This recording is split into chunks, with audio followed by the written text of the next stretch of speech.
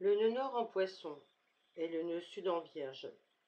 Cette position nodale est la position la plus difficile à assumer. Alors on en a déjà trouvé d'autres difficiles, mais l'auteur termine quand même sur celle-ci.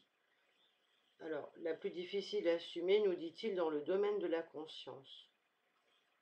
L'individu commence ici à entrevoir sa rigidité intérieure comme résultante de ses vies passées. Il est conscient de ses patterns de conduite et de leur nuisance. Il n'en trouve pour autant pas moins difficile de les abandonner. Il vivait jusque-là avec la conviction que l'univers était quelque chose de limité, où tout était parfaitement structuré. Il est maintenant amené à réaliser que la vérité s'étend au-delà de ce que ses sens limités peuvent mesurer ou même percevoir. Il se trouve ainsi inévitablement confronté à des situations, des circonstances, des événements qui l'obligent à renoncer à son appréhension matérialiste du monde. Il continue néanmoins à essayer de vivre comme le saumon nageant contre le courant, sans prêter attention à la direction des forces de la nature. Il recherche toujours l'ordre, et son besoin d'une réglementation stricte est en fait si fort que son corps est soumis à une forte tension organique, et bien souvent atteint des troubles physiques dus à cette fameuse rigidité intérieure. Il réprime constamment ses désirs au profit d'une action apparemment juste, dans le but de maintenir une image de respectabilité vis-à-vis des autres. Dans les vies antérieures, ce natif a construit sa compréhension sur des faits et non sur des oui-dire.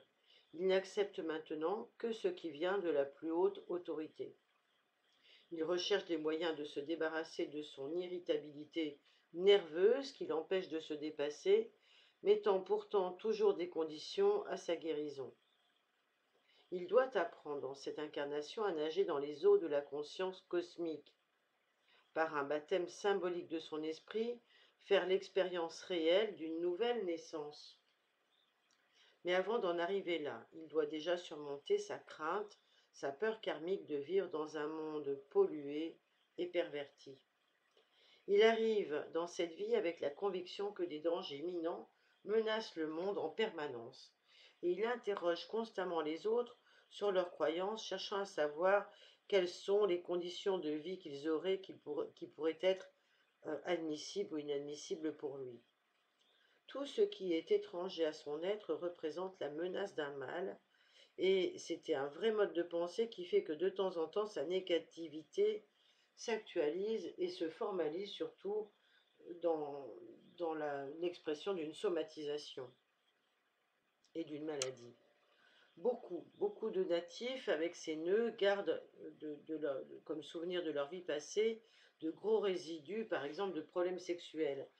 S'étant privés de telles expériences à cause peut-être de leur solide détermination à éviter les blessures émotionnelles à travers ces relations sexuelles, eh bien, ils sont amenés dans cette vie à en rechercher une meilleure compréhension.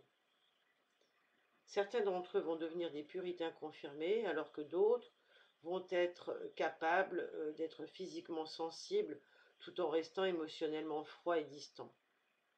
On peut dire que chez ces natifs, l'esprit est si analytique que leur vie peut ressembler à la manipulation d'un jeu d'échecs. Ce sont des individus à l'œil aiguisé, qui ont l'habitude du sens des détails et qui sont experts pour solutionner par exemple des puzzles. Ils aiment passer des heures à tâtonner péniblement pour trouver les réponses. Ils ont vraiment de vieilles tendances discriminatoires qui les conduisent souvent à séparer ce qui ne devrait pas l'être. Aussi, bien qu'ils soient capables d'avoir des idées claires, ils ne connaissent pas vraiment la paix de l'esprit.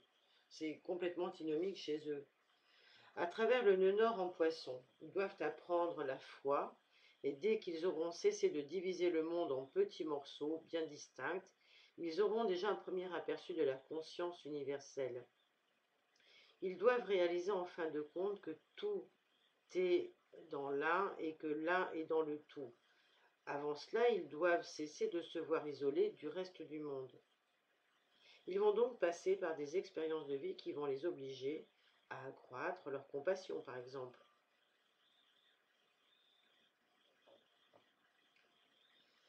En voyant des plans bien structurés dissous dans le néant, ils commencent à entrevoir les autres sous un nouveau jour.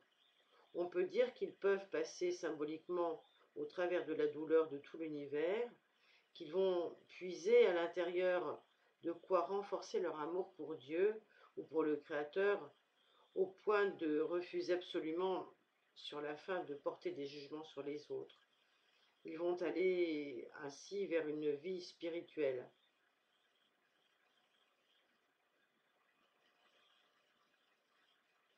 Leur remarquable intuition révèle de temps en temps une mystérieuse essence de la vie, mais les souvenirs des vies passées en vierge insinuent chaque fois le doute en ces natifs.